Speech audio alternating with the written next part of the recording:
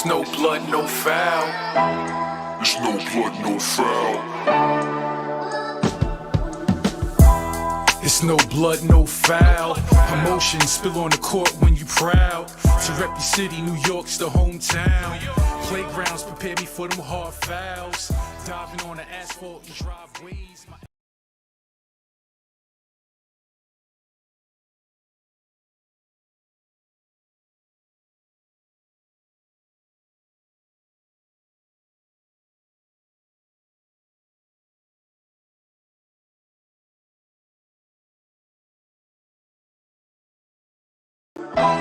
It's no blood, no foul.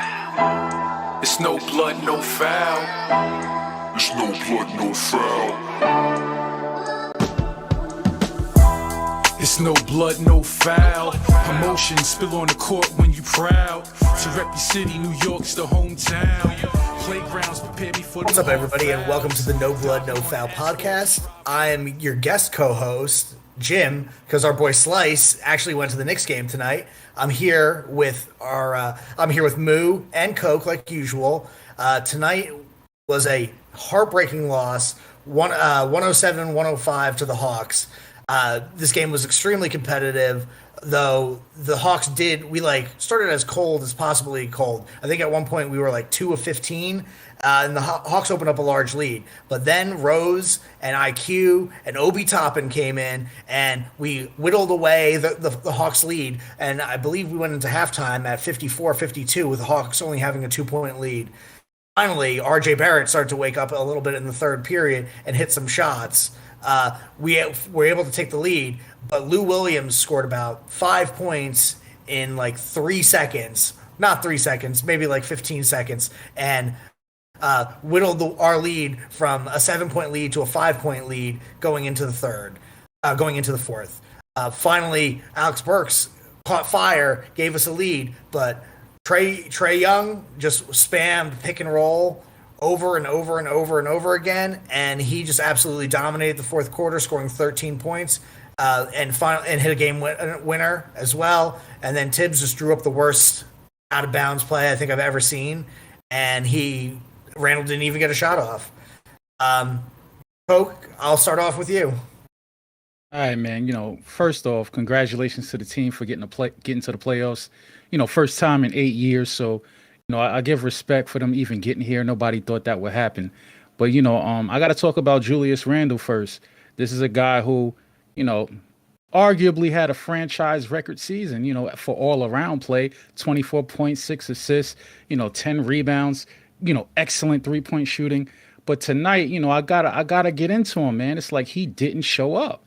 I'm not going to sugarcoat it. Everyone talked this up. This was his stage. He's been an MVP for us all year, and it was just a complete no-show. And, even as a team, we got off in a hole, and again, we got to bring up Alfred. No more token starts for this dude. Like, it's time to apply pressure. I wish the media would really get on Tibbs about this. The fans need to be more vocal. I know my man Slice was at the game. He said they were giving Alfred an earful. If we're going to play this guy only 4 minutes at the start of the first quarter and at the outset of the third, why even do it? Like, why is he in a game if he's only going to play 8 minutes? So let's get him out of there. I like to see Burks in there, who was a straight killer tonight. That guy kept us in the game. He was the one making big shot after big shot in the fourth quarter. And, Randall didn't have it. Bullock gave us nothing, 0 for 5 from 3. He reverted to, November, first third of the season, Bullock. And, we relied on the bench. They really kept us in the game. So I got to give shout outs again to, Alec Burks. Toppin made some nice plays. You know what I'm saying? IQ showed balls of steel, no kind of fear at all as a rookie on a big stage.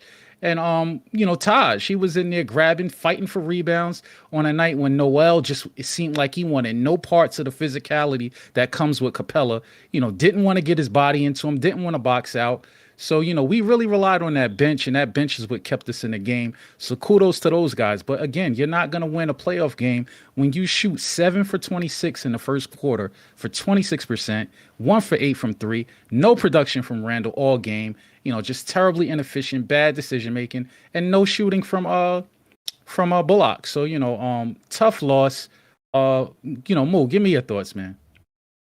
I mean, the Hawks did what they had to do, right? They had to come into this game and grab the momentum fast.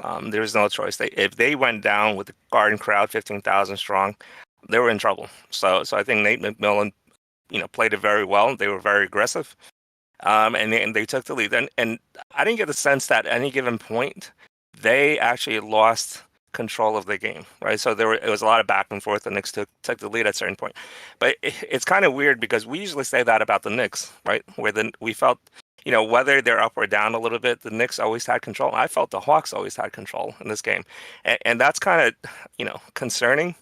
But yeah, just overall, you cannot give up minutes in the playoffs. Regular season doesn't mean anything. You can't give up minutes, and whenever they have Peyton out there, they're giving up minutes. It's like 4 on 5. I don't see what his defense is that's special. He actually blew a cover on Trae Young early that led to an open basket. I thought that was just indicative of his whole game.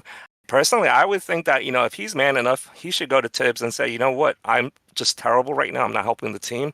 Put someone else in. Right. At least do that, something. Right. That's your contribution to the team. Is you take one for the team, and you take yourself out of it. But it kind of is what it is. The fact that Randall and Bullock did absolutely nothing and they lost by 2, that's still pretty good. The concern is, will Randall show up and Bullock show up the next game? I thought the Hawks, they played well overall. They missed some shots, but they were really, kind of hitting strides throughout the game. And the fact that they won just by 2, that's a good sign. I know that folks don't want to hear that, but I think that's a good sign for game 2. Of course, we need the 2 key guys to step up. Rose did great. Burks was unbelievable, right? He played probably the best game of his Knicks career, which is what you want, big stage, and he kept us in us. Yeah, I agree. That last play, I have no idea what was going on. I thought that they were going to go with quickly because he was standing. That's what I thought too. Yeah. And he hits 30-foot shots, so you might as well. You need to heave up something. He's the best heaver the Knicks have. Or at least have going towards the hoop, get somebody's momentum going forward instead of having Randall going away from the hoop. That just made no sense to me. That made absolutely no sense. But it was only 0.9 seconds. Yeah, you only had time for a catch and shoot. That's why, I was like, are they really going to give Quickly the shot? And I was like, okay, I'm with it because Randall had nothing. He had nothing at all. Yeah, you can't go. One of my thoughts too, it was awesome that the Garden was rocking and it was extremely loud and stuff like that. But my biggest concern about what this team is that when fans are back in the arena, because everyone is shooting way above the back of the basketball card, that actually having fans in the arena might hurt us more than it would help us. And now my paranoid conspiracy theory came to fruition tonight. So I'm a little worried going forward. Randall was horrendous. I mean, that last 3 that he took, thank God for Taj Gibson.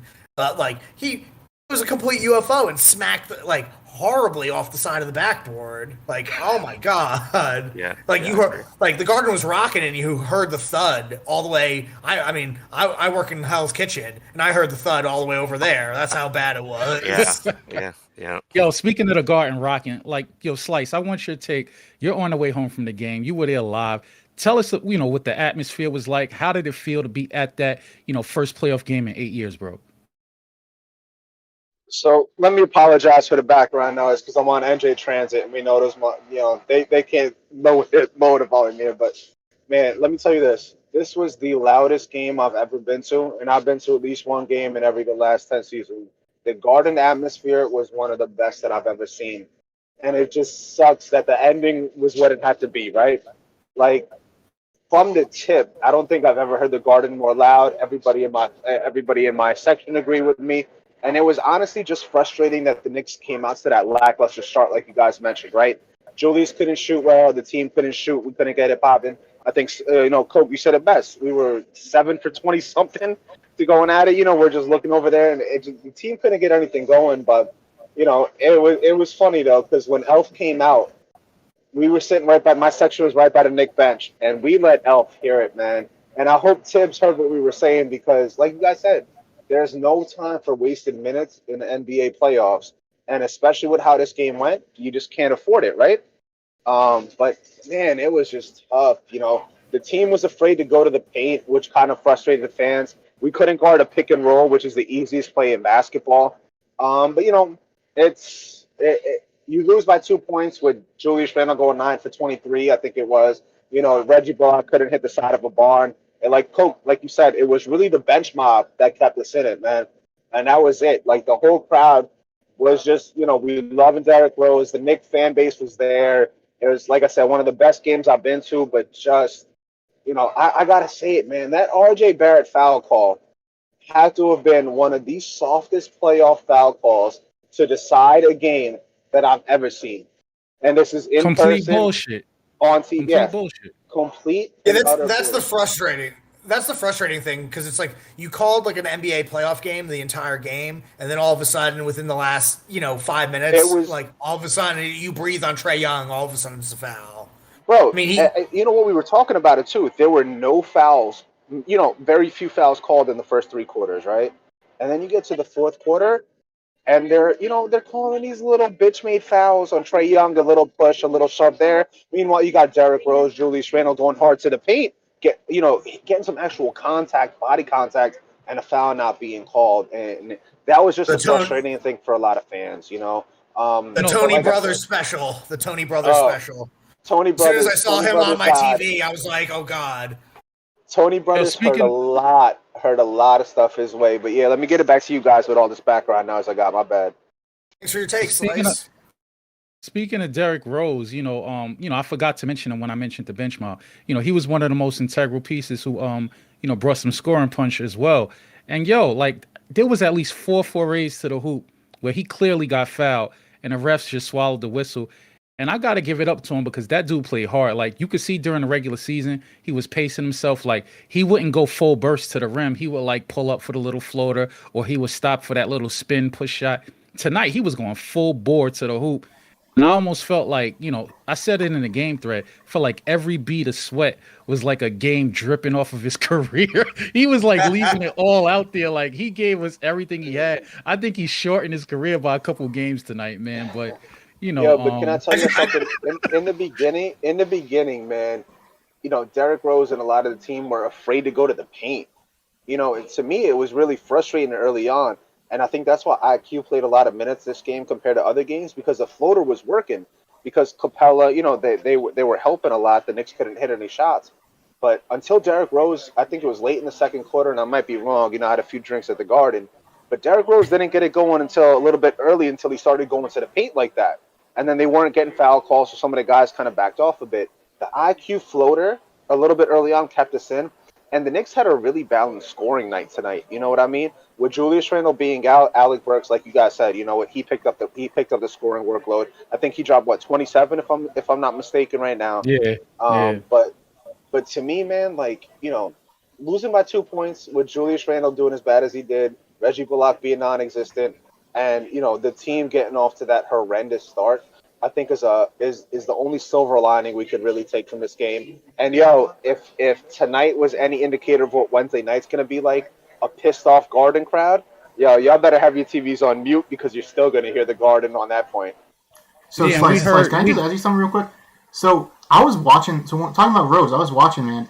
I didn't get to watch prime Rose play, but there were like 2 or 3 times this game where he just like got the ball in transition, just took off and beat like everyone down the court, even though there were 3 guys in front of him, man. Like, did he look as fast as I think he did in person? He was faster. No, I'm talking about did he look as fast in person? He is fast as all hell in person, yo. Yeah. Yo, but Moo, my bad, I'll cut you off. But I want to get you guys' thought on this. How awful was our pick and roll defense tonight? It was brutal. It was terrible. We struggle with it though, but I think it's the way we play D. But we normally struggle with it anyway, right? Peyton was just terrible. He never fights through any picks. I'm gonna just say that right now. So that to me immediately is a demerit for his whatever defense he brings. I don't understand what defense he brings. right? So, but yeah, no, it was especially bad tonight. It was pretty bad, and the fact that we lack a post, you know, defensive presence, a big guy that can intimidate. That I think that also hurts, right? Because they just got to the basket way too easily, way too I often. mean, Trae did whatever we he miss wanted. Mitch.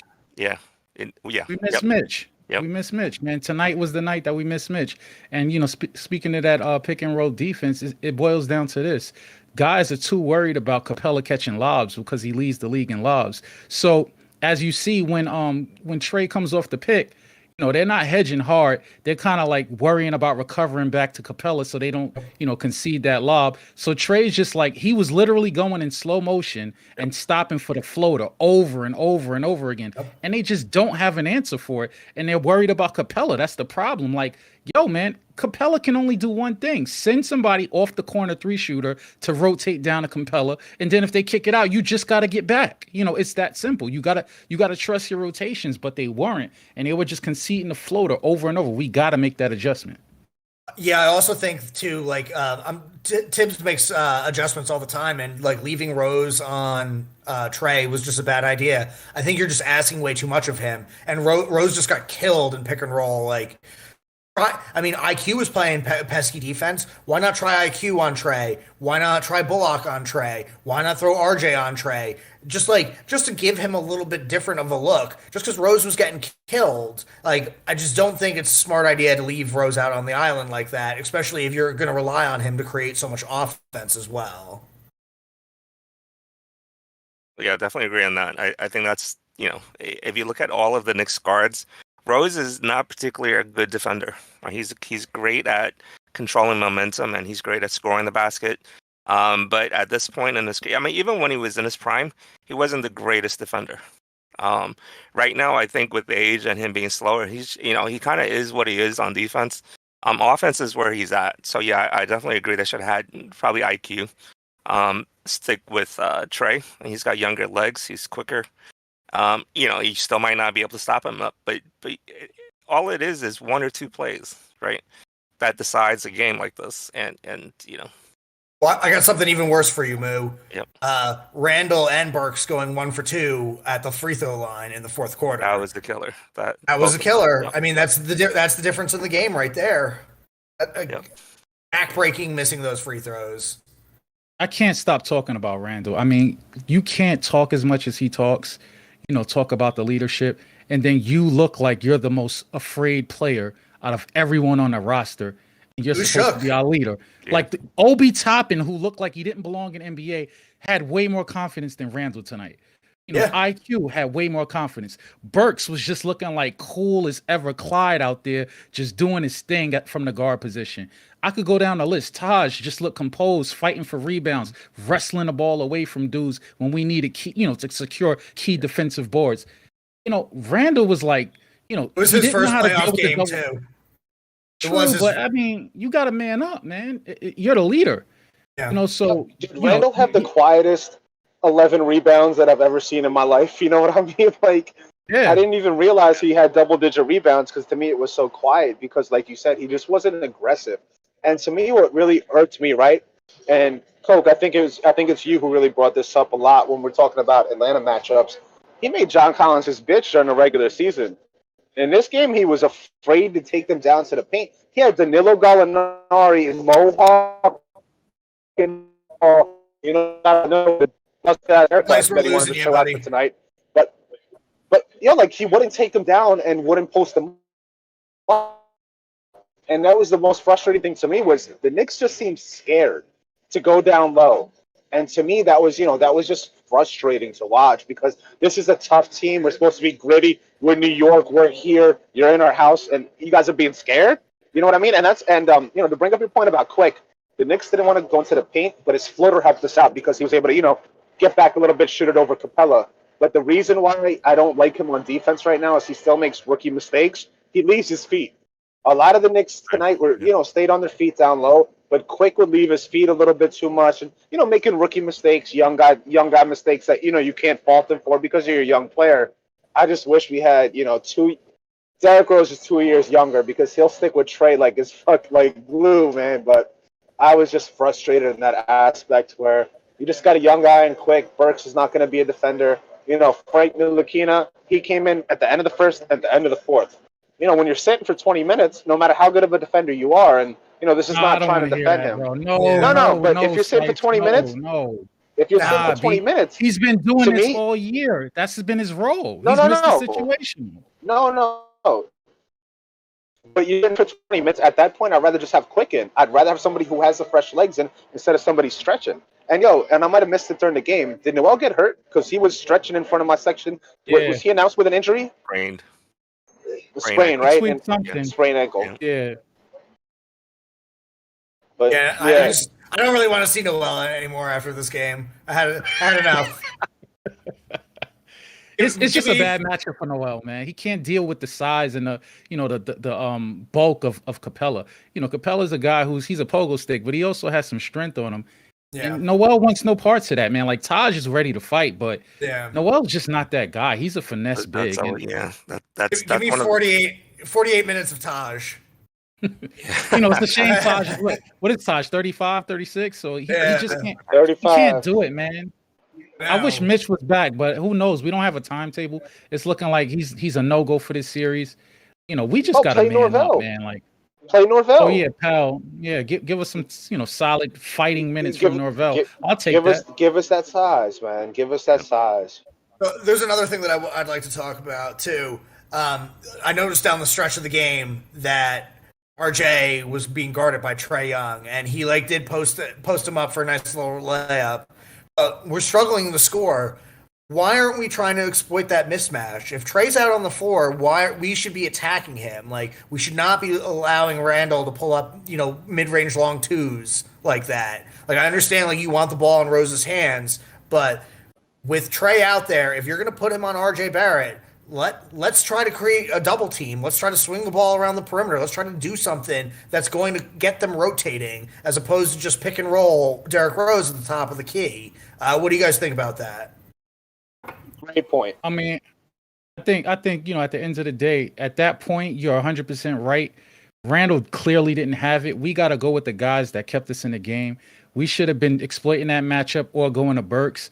But you know how it is, man. Because Randall is, the top banana, at that point, they feel like they're obligated to go force feed him the ball. And it just didn't work. He wasn't making proper decisions. He was loosey-goosey with the handle, just not having it tight. Couldn't deal with the double team when he sent it, when he put it on the floor. Jumper was off all game, throwing up UFOs and drones and all kinds of flying objects. Like you said, why give him the ball at that point? You got to stick to it. Got you in the game, and what got you back, because we had the lead at that point to win. And a crucial play that is not a play, but a crucial element that is so slept on is we had these guys in a penalty with 5 minutes and 22 seconds left, but then start going soft and having Randall shooting mid-range jumpers. It's just not smart basketball. So do you guys want to know some stats that I just looked up about that? So when Trae Young was on defense tonight, this is how I know what you're saying is right, because that we didn't go at him. We only took 7 shots where Trae was the primary defender. 2 of those were Bullock threes. So really, we only went at him 5 times. And we scored 6 points on him. But RJ was 2 for 2 with 4 points in 8 possessions. So and I noted this during the game, is that there was one play with 3 or 4 minutes left where they had Trae on RJ, and RJ backing on the post, and he got Taj an open dunk because Capella had to come and help. But then we just never went back to that, and they just kept sticking Trae on RJ because we just had RJ camping in the corner, so Trae got the rest on defense. Yeah, that's the thing that just drives me nuts too. Is that RJ? I mean, I'm not going to say RJ went off, but he was 5 of 9 for 11 points in the second half. I mean, that's pretty solid. And then he took and 11 rebounds. Yeah, and he took 2 shots from the end of the third to the beginning of the fourth. It's he's got a hot hand. Feed him. And it's not like we used to always point and blame Elf, because Elf was the guy that always was freezing him out. But let him create a little bit, especially if Trae Young is on him. Let's force a double team. Let's force somebody to come help Trae Young out and make him work so he can't just spam pick and roll on the other end. Just so frustrating. I mean, that's a great point, and a lot of us did notice that, at the game and stuff. RJ hit some, that dunk that he had to Oh bring my the God. Garden going. Those corner threes, man, like honestly, he made some clutch momentum plays, and then to see him not getting the ball, and he had a few post ups. Jim, I think you hit it right on the head, man, and I think that's going to be a very, underspoken aspect about this game. Was why didn't we go with Trae Young more on defense? The Knicks struggle to score. You have a weak defender out there. RJ can play bully ball, and the Knicks just didn't go at it. And I think Julius Randle, and we want to go in at him. To me, he just wasn't aggressive. He's settling for his little baseline jumper. I don't think he hit one of them all game. He didn't want to post up anybody. He's got that strength. And to me, it was just brutal. And I think RJ Barrett needed the ball more. And I remember arguing, actually. I think it was with Kyle and Jim. I was arguing with you guys the one game where you guys were begging for him to get the ball down the stretch to let him create. I think this was the game where RJ Barrett could have done it, because for some reason or the other, the Hawks hid or just put Trae Young on RJ, and everybody was just frustrated that RJ wasn't getting the ball, creating the post, and just do what he has to do there. And you're not going to win a game not being able to play pick and roll defense, and with the offense looking as sloppy. I think sloppy is a good word for it. Mismanaged, lost. Pick any of those three adjectives. That's what our offense looked like tonight. Yeah, And oh, go ahead, Mo. Go ahead, Mo. I'm sorry. I mean, my adjective would be kind of dull. I mean, the Knicks don't normally have the most exciting offense, but tonight they weren't even really moving the ball. Right? They were hesitant early first quarter. I mean, it was clear that they were more nervous than the Hawks were. So I think what Jim said about the crowd and the noise probably being more damaging for the Knicks than the Hawks. Because Hawks they're away, so they expected it, right? And they're the underdog, so they had nothing to lose. The Knicks were the ones that looked like they were tight, right? Real tight. Randall, the thing is everybody else snapped out of it, but Randall didn't. So I'm thinking, this kind of goes into, I don't want to forecast the future or the series, but part of it is because I think Kenny Smith said the Knicks struggle to score regularly, and if their three's not falling, they really have a hard time, scoring the basket. And we kind of saw that tonight. So it's something that we've had discussions on the board with about what the future holds. I don't want to jump too far, but I think this kind of goes into my point about they need someone, a Rose that's 3 or 4 years younger, right? Somebody that can actually create shots. We see what Trae Young can do, crunch time. They don't really have anybody like that, right? You can say, well, Burks can do some, Rose can do some, but you're not going to get them the ball, right, in that situation, that Trae Young situation. You're going to go with Randall. And Randall's just not reputation. Yeah, because of reputation. Right. You need somebody it's very patchwork. Our perimeter play is patchwork. Correct. With it's like we have old man Rose. We hope that Burks is hot. We don't let RJ create for whatever reason. Right. Maybe IQ in the future, but again, Tibbs is Tibbs and doesn't let young guys really work that way. But yeah, again, it's like we couldn't get Randall into his spots, and then we asked him to create on the perimeter when he's ice cold. Right. So it was a recipe for disaster. I'm gonna keep it funky. Randall didn't even want to get to his spots because there was a point in the fourth quarter.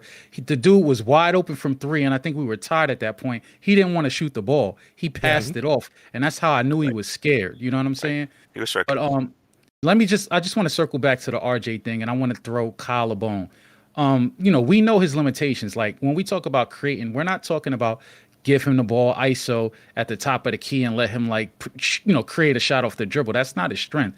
But we're talking about a post up over Trae Young. And I've seen things like this all year. He doesn't get those opportunities often, but I'm sure if Kyle looked it up on post ups, I know that dude is efficient. Like I'm going off the eye test, but I'm sure if Kyle pulls up those numbers, he's going to be crazy efficient on post up opportunities. So Kyle, if you can throw that up at any point before the cast is over, just throw those numbers out there. You're right. RJ is 72nd percentile in the league. He shoots 47% out of post ups. Doesn't do him much, less than half a post up per game. but he scores 1.04 points per possession, which is pretty good for post-ups. That's not great, like, overall, but yes, he is a pretty good post-up player. Especially when you got someone 6'1" on you. Right. Well, that's why it's like I'm just like envisioning how like Melo used to operate in 2012, 2013. You know, where it's like, oh, you have to double him in the post, and it's like you have RJ who's halfway decent in the post, even though he doesn't do it on a lot of reps. Make them double. Make them double. You want to know what it is though? It's he gets free throws on 27% of his post-ups, which is a lot. Seems solid. More than a quarter of the time getting a foul. I mean, if you're going to shoot almost 50%, and 1 out of every 4 times you do that, you're getting fouled. That's pretty good. Yeah, it's productive. So, you know, this is the series you got to do it. If they want to hide Trae and RJ because they don't think he's a shot creator, then punish him in a post. That's what we got to force them to make an adjustment, force them to double. Maybe that'll open up Bullock for some threes and get him going. But I wanna pivot somewhere else real quick, and I know I'm killing Randall. I'm not gonna stop. Yo, third quarter, another crucial play. Well, not play, but a series. You know, we're up by 7. The Garden's rocking. It's looking like we're taking full control of the game. This dude comes down, throws up a garbage shot, and then makes another turnover, and they cut it to I think 2 at that point. So it was a swing of 5 points. You know, I can't underscore how much that killed us. That kind of like sapped the energy out of us. We were closing out the third quarter strong, about to head in the fourth. You know, we usually turn it over to that bench mob at that point and get IQ, OB, Rose and those guys in there. And that's usually when we, extend the lead. The fact that he let the Hawks back in the game, again, just shows that he really brought nothing to the table tonight. And I hope this dude turns it around next game. He owes his teammates that. You know what I noticed that he didn't have it? I think it was in the second quarter.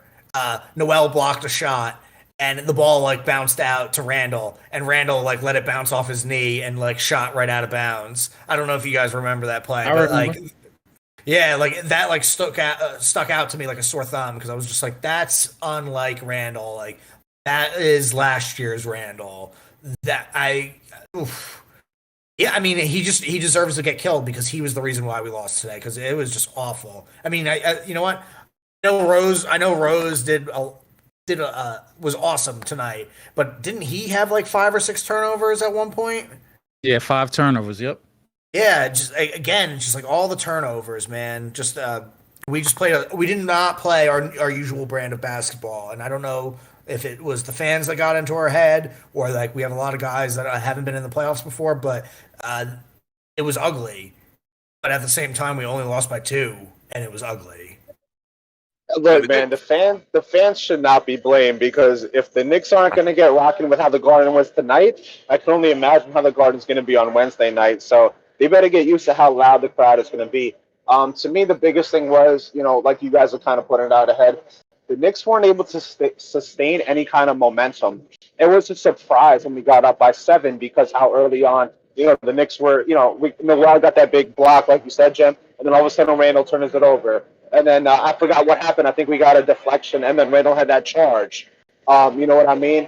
And then, there was a Derrick Rose where he jumped up in the air and threw it away. There was just so many times where the Knicks could have had these small opportunities to not even pull away, but just build on something. And the Garden, everybody in my section is standing. Everybody's rocking loud. We get a good defensive stop. We're all jumping. And next thing you know, turnover, air ball, brick.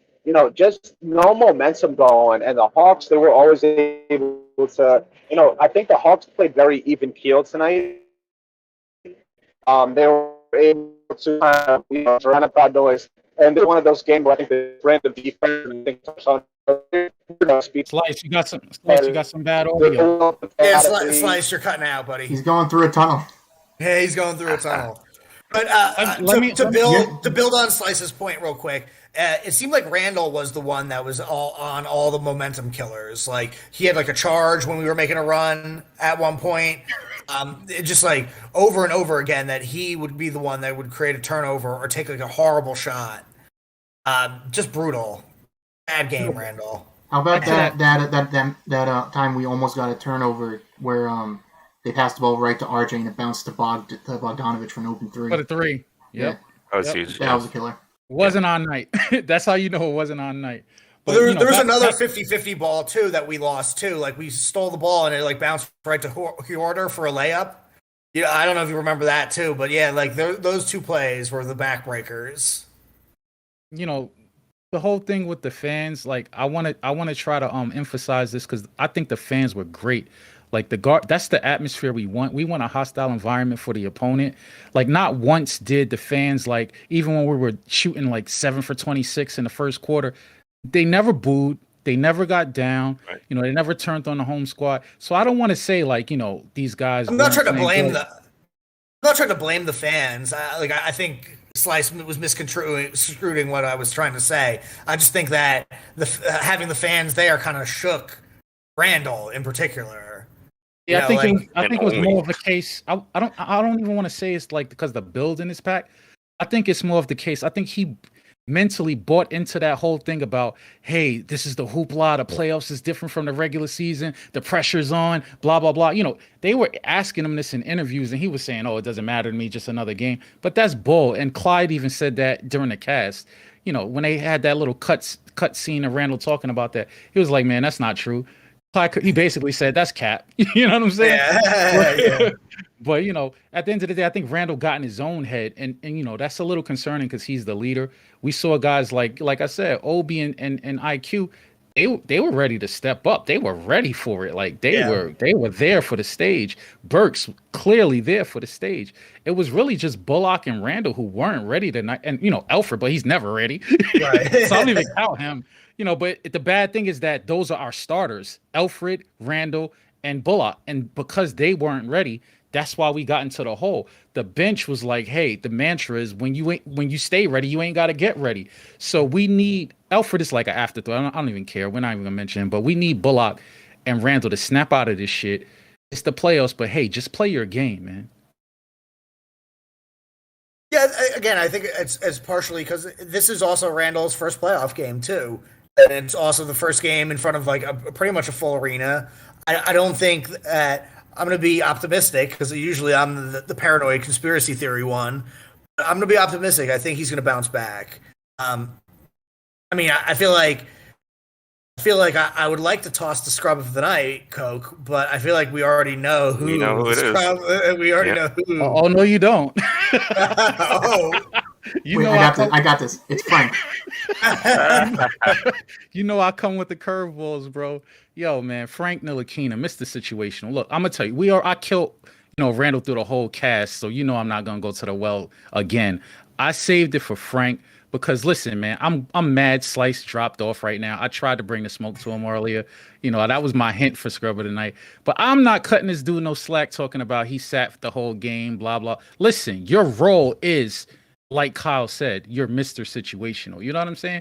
This has been his role for like the last month of the season. He's been coming in for the last stop of the game, to try to shut the guy down. You're supposed to make your bones and earn your money as a defensive stopper, if nothing else. You know what I'm saying? If the jumper's not falling, that's supposed to be a calling card. He completely lost Trae on a pick and roll. He didn't get picked off. He didn't even get scrred. Yeah. You guys remember like a couple weeks ago when I went on that? You guys remember when I went on that rant about why Alfred's defense sucks? Frank did the exact same stuff tonight. And I was watching, I was like, that's what Alfred does. What are you doing? That's what he does all the time. Yeah, that's true. He was like 20 feet away from him. Like, yeah. It wasn't like he got lost in the screen, stuck for a minute. The guy found a gap. He was like 10 feet away from the guy, leaving him again for a clean floater.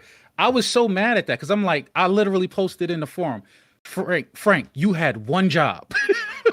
Like you better die to get over that screen, though. It was one in and out dribble. He just sham got him, and like Frank did a spin all the way back to Paris. Yo, and it goes back to what I was saying before. Frank really, like, if you really critique his game, there's only one type of player that he guards well, and it's bigger guys. Like he really sucks guarding quick, small point guards. Yeah. He's a switchable guy. If you put him on a wing, you put him on a shooting guard, you get lost in a pick and roll. He can pick up the big, use those long arms to, resist the shot if he's going up against the power forward and he's calling in the switch. But little small guys, like I've seen Patty Mills light his ass up. You know what I'm saying? I've seen Trae Young light his ass up. I've seen many small guards light him up. So let's kill the noise. Like, he's not a stopper, man. He's a good defender. He's a switchable defender, but he's not a stopper. He just makes good rotations. That's it'll be great for our series against the Nets, though. Stick him on Harden. I don't know, man. I think Kyrie will cook him too. I mean, like, well, that's why you put him on Harden, not Kyrie. That's what Alfred's for. Oh my God.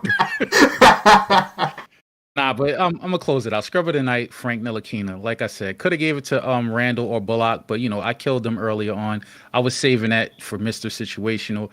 That's to me, that's like the most crucial point of the game. If we get that stop, at least we go to OT. And he just failed miserably. So, scrub of the night, Frank Ntilikina, man. Yeah, I mean, I feel like I would have to go with Randall but we beat him up the whole podcast. So beat him up some more. He's supposed to be the guy, right? Yeah, I mean, you just gotta. They didn't even really do anything that was that crazy defensively. Like, I feel like we just didn't get him in. And his house is like, maybe like 15 feet from the hoop. We did not find him in the post, and he did not work his way into the middle and find shooters in the corner. Like, I think our whole offense was off. Like, RJ took a bunch of threes that were out on the wing and at the top of the key. And that's not his shot. That's not his shot. I mean, he's a corner guy.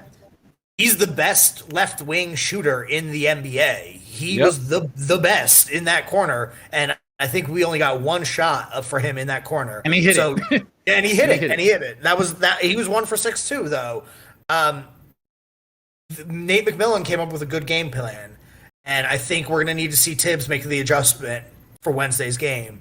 He didn't do it in this game because I guess it was so close that he figured that we would be able to outscore them for some reason. But I feel like I need to bring a little smoke towards Tibbs. Not great execution. Horrible drawn up play near the end. He did not exploit. We didn't try to exploit any mismatches whatsoever. Just bad game all around. But you know what? I hope that Tibbs is going to lock everybody in the tape room tomorrow morning, and they're just going to watch this game until their eyes bleed. Yeah, I mean, I think this is the first game where all the Hawks were playing, right? They had everybody, because I know in the past, the 3 regular season games, there's always somebody, one of their key guys not in, whether it's Trae Young getting injured or it was Danilo not playing or whatever. But the Hawks had everybody, I think, playing. And they actually played pretty good defense. You have to give credit to Nate McMillan and how they defended the Knicks. They played hard. They're not the greatest defensive team, but I think they're a very good defensive team, especially with Nate. So they did a good job of making sure that guys like Randall and Bullock didn't get comfortable, right? They've seen them 3 games already, right? Both those guys have cooked them for 3 games. I think that's enough practice for them to know, you know what, we need to not have these guys get into their comfort zones. So it looks like it worked. So again, the silver lining is only 2 points, right? With the Knicks MVP playing the worst game of the season, probably. I don't know, the most invisible game of the season. So that's kind of the good thing. Scrub, I'll still go with Randall. I think he really kind of, I don't have some words, but he basically choked it up. This is the game, right? This is a close series, right? I know we wanted the Hawks, but this is a close series, right? We match up kind of, evenly. They have more talent. We have more grit. You can't show up as a blank first game of a 7-game series, right? You have your home court advantage. You need to take advantage of it. And he just, he blanked it. And this is from someone I supported Randall when most folks were looking to, basically hang him or trade him for, Nick Batum last season. But this was his show. This was the biggest game of his career so far, and he just didn't show up. So yeah, I give it to Randall. A question for you guys. Is Nate McMillan a good coach? Yes. Like, do you think he's underrated as a coach? He's been around a while, coached a few different teams. I think he's kind of like Tibbs, right? He's a defensive guy, and he wears on people. I think he wears out, just like Tibbs. He wears out his welcome at some point. But I think usually when you throw him in there, his team plays much better, just like Tibbs. What I think about McMillan is like he's one of those guys that no matter where he goes, he's gonna get the most out of his roster. Right. Just look at everywhere he went. You know, the Pacers, that team wasn't expected to do much, and they turned into a playoff team. You know, he took over this team, you know, in the middle of the season, turned it around. Really, everyone talks about us having this amazing record, you know, during the second half. The Hawks were right there with us. So, you know, he They did were the better, same I thing. think. Yeah. So, you know, he's right there. He's a rock solid coach. Now, is he one of these, you know, A-list coaches who draws attention with a big flashy name? No, but he just gets the job done, man. He's a solid B coach. He's not like a guy that will lead you to the title, but he'll raise your floor. I feel like him and Tibbs have a lot of similarities. And you know, he drew up the perfect game plan. I mean, he had Randall all sorts of confused and discombobulated. So I guess well, we have another game on Wednesday. We need a real big bounce back game, and we don't want to let the garden down again. Coke? Let's get some final thoughts from you. Can I get a prediction first? Yeah, let's do All right. prediction, and then we'll do All right. final thoughts. All right, you know I got to go with the win. I'm going to play up the resiliency and the resolve that the team has shown all year. Randall, I called you out tonight. I know you probably don't listen to the podcast. Holding out hope that you do. But if you get word to this, show us what you showed us all season. You know, come back with a strong bounce back game. Let us see that this was your first playoff game. Maybe you had some butterflies. You had to get this first one under the belt, get past it, and let's win that second game and then go to Atlanta and wrestle back home court advantage. Yeah, I said from, before the playoffs, I thought this was going to go 6 games. I don't think it's going to go 7. I think whoever is going to today was relatively even. Although my concern is that the Hawks seem to be, at least in my eye, they have an edge right now. If they can't win the next game, I mean, I think it's going to be extremely difficult for them to come back because they just don't have the firepower to be able to do this.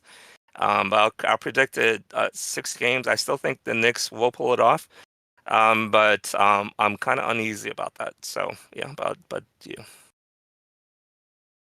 that's my prediction. I'm gonna go with a win too, but I kind of like second all your thoughts, Moo. This really took a lot of the wind out of my sails and a lot of my confidence. Hopefully, the guys in the locker room feel a little bit differently because they're professional athletes and not a video editor like myself. And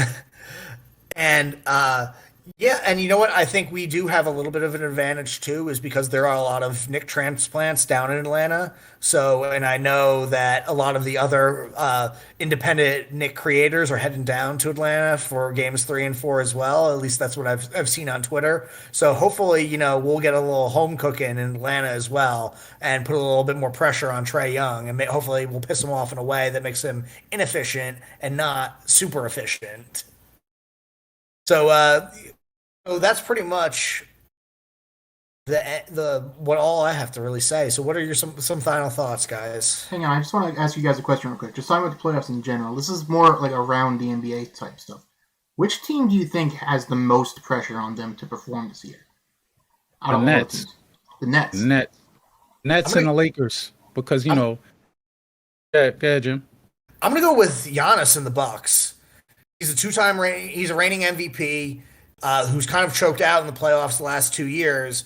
They got him extra help, and he's got to perform. I mean, he got saved by Chris Middleton yesterday, so he's got to. He shot like 9 of 27, something like that. Horrible. Yeah, I mean, he's a big man, so I think there's a lot of pressure on him to show that he's actually one of these elite guys and not a step below your Hardens, your KDs, your Currys, your LeBrons. And I have to go with the Nets, right? Because they've been running their mouth about how great a team they are, and just coming out really cocky about this. I mean, they're built for a championship. I think anything less with those 3 guys on the team, it's going to be a disappointment. And so definitely hoping for that disappointment. Maybe if we get really lucky, they get knocked out early. But definitely the Nets. The Lakers, I mean, I don't know. The Lakers, they don't look good at all.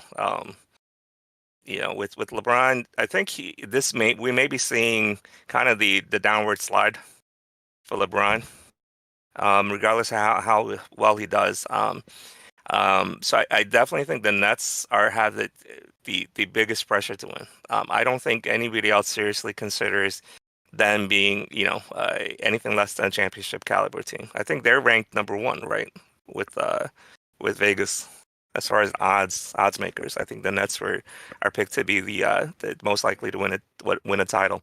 So definitely the Nets. With those three guys, if you can't win it, I mean, it'd be great for Knicks fans, right? That'd be hilarious. But if you can't win it with those three guys, and they have, it's not like they have a crap team. They have solid guys all the way, 4 through 7, 4 through 8, plus 3, big time elite scorers, talents. If they can't win it, that's just awful. Yeah, it's gotta be the teams with the all-time greats. I mean, KD, Kyrie, Harden, that's all-time great talent. And then you got role players like Joe Harris, Shamet as shooters, Jeff Green as this, Swiss Army knife guy. Yep.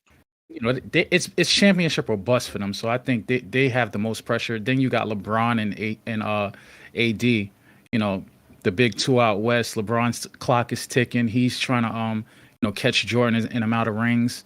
He doesn't have a lot of time left. So I think the pressure's on those two squads.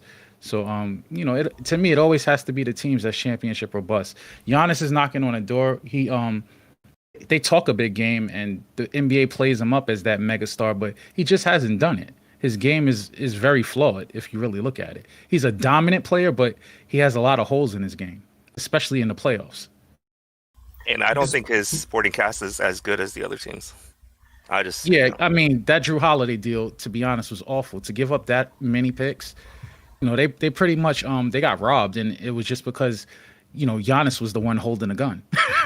Yep. Yeah, if someone didn't speak on the bogey deal that they had instead of him going to Atlanta, if he went to Milwaukee, I think that we would be looking at that team in a much different light. Obviously, since the Nets formed like Voltron, like they have a little bit more pressure, I suppose. But again, it's like Giannis is a 2-time MVP. He's supposed to be in this conversation with Kevin Durant and the James Hardens in the world. And you know what? I don't really view him that way. So like I need him to be fighting the Nets in 7 games in the Eastern Conference Finals. I need to see that from the 2-time MVP.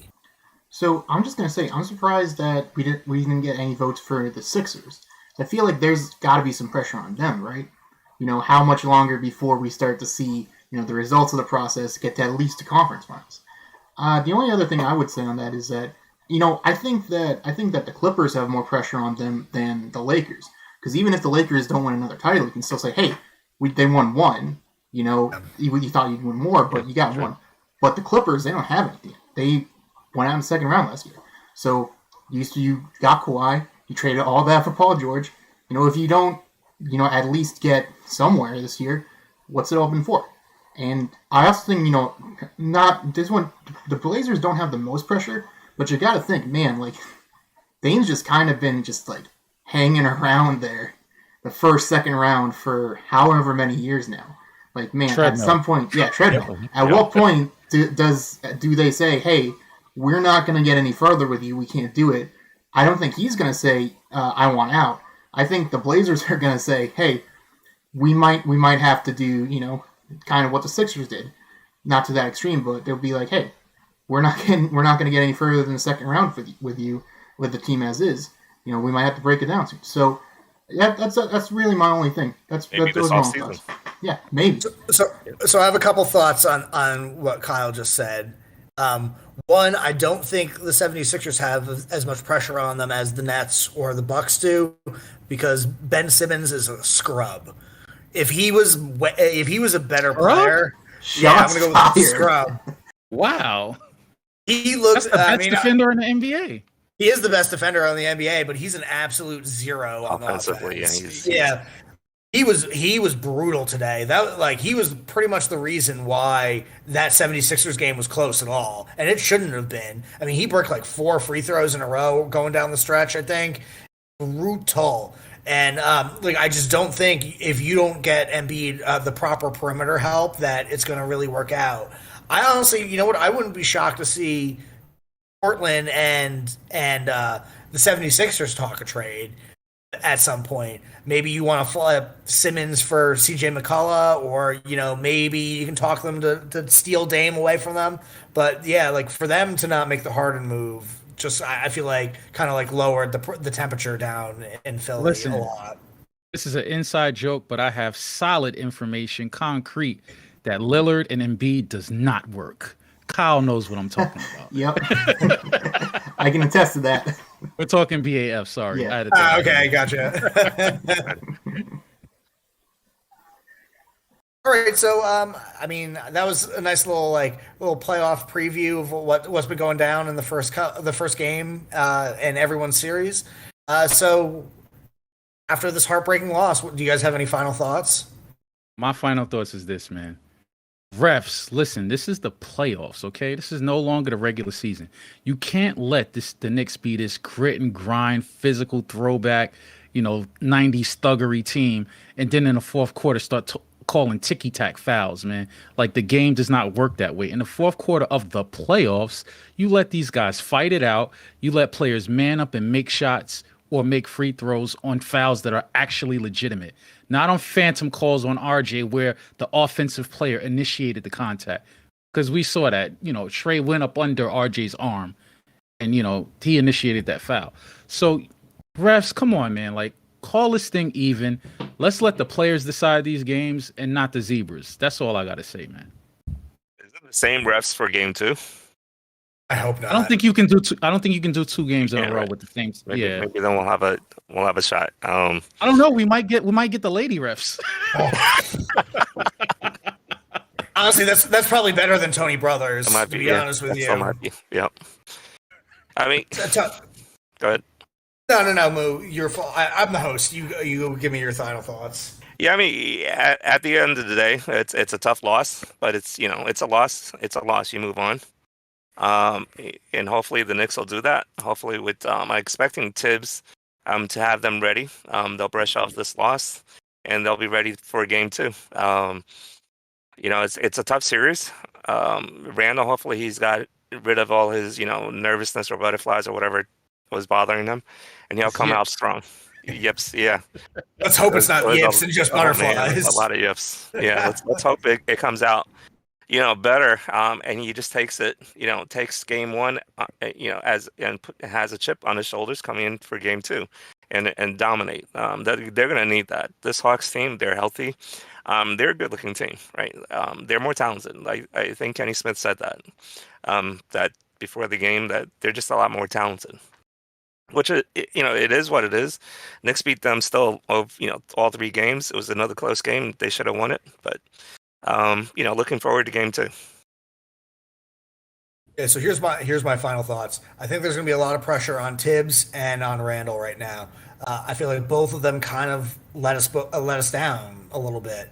I mean, Tibbs not making any sort of adjustments. I know I've kind of hammered on this a bunch, but making no adjustments, trying not even trying to get the ball out of Trae's hands, trying to just change something up instead of just letting him go pick and roll right. Nonstop. It was almost like watching me play 2K. I just spam pick and roll nonstop. You could pretty much predict it. Right? Yeah, it was just the same. They didn't do anything fancy. They just did the same thing over and over and again because we couldn't stop it. So I'm looking at you, Tibbs. I need some adjustments, and I'm looking at you, Randall. I need you to have a bounce back game. No more choking. We need you to be our most improved player, our hopefully third All NBA team guy. We need a bounce back game, and I think we have it in you. Now you've got your first game underneath your belt. We should be ready to go. Okay, so anyone have anything else to say before we get out of here? No, that's it for me, bro. All right. Blame Alfred Payton. It's never good at a podcast if we don't talk enough about Alfred Payton. But so today was a heartbreaking loss. The Knicks were up near the end of the game, and like I said, the Trae Young just spammed pick and roll and just cut us up. The Knicks lost 107 to 105. We got another game on Wednesday. We all expect to win. This was the No Blood, No Foul podcast, sponsored by Real GM, and we're out. It's no blood, no foul. Crying for calls, we took your morale. Congratulations till we run that clock out. MSG the Mecca, this is our house. NYC forever when we mob out. See that kid drip, got that clock clout.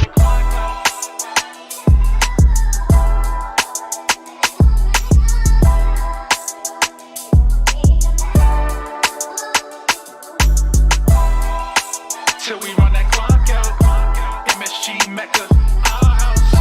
NYC forever, mob out. Kid drip, clock clout, clock clout.